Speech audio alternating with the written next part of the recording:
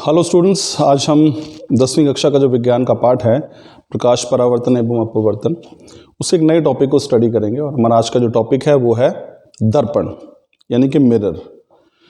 अब देखिए, पहले हम पढ़ेंगे दर्पण है क्या। अगर आप देखेंगे, दर्पण वह युक्ति है जो अपने ऊपर आपतित संपूर्ण प्रकाश विकिरण को नियमित रूप से परावर्तित कर देती है। यानी कि ऐसी युक्ति, एक ऐसा डिवाइस या एक ऐसी वस्तु जिस पे जब प्रकाश पड़ेगा तो अधिकांश जो प्रकाश जो उस पर पड़ रहा है वो रिफ्लेक्ट हो जाएगा, परावर्तित हो जाएगा। अगर कोई वस्तु ऐसी है जो अधिकांश प्रकाश को परावर्तित कर सकती है तो वो कहलाएगी दर्पण। अब दर्पण की अगर मैं बात करूँ, ये देखिए, अब छोटा सा उदाहरण मैंने यहाँ पर बनाने का प्रयास किया है। दर्पण है, ये देखिए, इस पर प्रकाश की किरणें जो सारी परावर्तित हो रही हैं और इसको अपना अक्ष या जो प्रतिबिंब है वो दिखाई दे रहा है, तो वो दर्पण, उसे हम दर्पण कहेंगे। मेरे पास ये दर्पण का है, आप देख सकते हैं। ये देखिए, ये दर्पण है, समतल दर्पण। अब दर्पण की खास बात ये है कि दर्पण का जो एक हिस्सा होता है वो पीछे का हिस्सा पेंट किया हुआ है। अगर आप देखेंगे यहाँ पे, मैं तो दिखाने का कोशिश करता हूँ, दिखाने के आप लोगों को, उससे आपको क्लियर हो जाएगा। ये देखिए, आपने पहले भी देखे होंगे, आमतौर पर जो घरों में दर्पण जो इस्तेमाल करते हैं कुछ वैसे हैं। ये हिस्सा आपको यहाँ पे जो प्रकाश पड़ेगा अधिकांश भाग जो है वो परावर्तित हो जाएगा। इसका एक हिस्सा जो है वो पेंट किया, आप देख सकते हैं यहाँ पे, ये ऑरेंज कलर में पेंट कर रखा है। और पेंट करने से क्या होगा कि सारे के सारा प्रकाश इस पर जो पड़ेगा वो परावर्तित हो जाएगा। तो ये युक्ति क्या कहलाएगी? दर्पण कहलाएगी। ये भी ऐसा ही है, अगर आप देखेंगे तो ये क्या है, इस पर प्रकाश पड़ेगा तो ये परावर्तित हो जाएगा। इसका पिछला हिस्सा भी पेंट कर रखा है, ये आप देखेंगे तो ये भी क्या है, दर्पण है। एक और उदाहरण लेते हैं, ये हमारे पास है, इसमें भी अगर आप देखेंगे एक हिस्सा, पिछला हिस्सा पेंट कर रखा है और अगले हिस्से से प्रकाश जो है परावर्तित हो सकता है, तो ये भी क्या है, हमारे पास दर्पण हो गया। लेकिन इसमें एक एग्जाम्पल थोड़ा सा देता हूं मैं यहाँ पे। अब ये देखिए, ये हमारे पास देखिए, अब इससे देखिए, इसे अगर आप देखने का प्रयास करेंगे तो ये क्या है, इसमें इसका एक हिस्सा पेंट नहीं हो रखा, इसमें आप आर पार देख सकते हैं।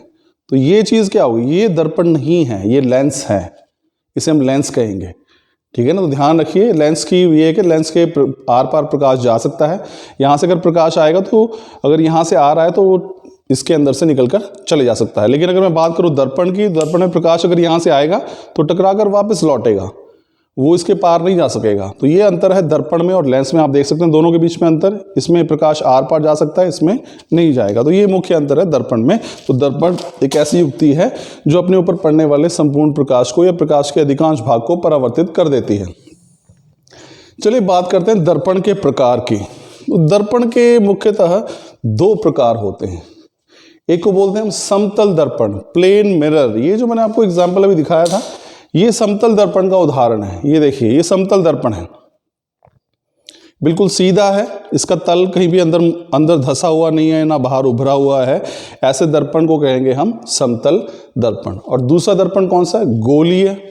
अब गोलीय दर्पण का मतलब ये नहीं कि मैं इसको गोल काट दूंगा तो गोली दर्पण बन जाएगा, ऐसा नहीं है। गोलीय दर्पण का देखिए, हमारे पास ये उदाहरण है मेरे पास गोलीय दर्पण के। तो गोलीय दर्पण कौन से हैं? अब इस दर्पण को आप महसूस नहीं कर पाएंगे, मैं अच्छे से महसूस कर सकता हूं। ये वाला जो हिस्सा है, ये देखिए दर्पण, ये इसका ये हिस्सा बाहर की तरफ उभरा हुआ है, वैसे बाहर की तरफ। ठीक है ना।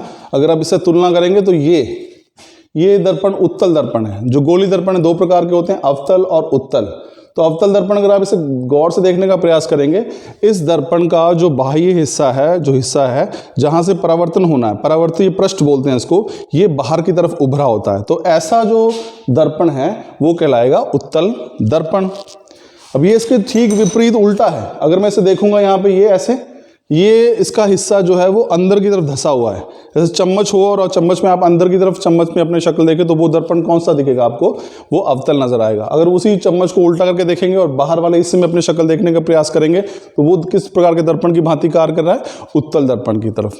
तो ये गोलीय दर्पण हो गए। और इस समतल दर्पण कौन सा होगा? जो दर्पण बिल्कुल सीधा है, जिसका पृष्ठ ना तो बाहर की तरफ निकला हुआ है ना अंदर की तरफ धंसा हुआ है, वो समतल दर्पण कहलाएंगे। और गोलीय दर्पण कौन से?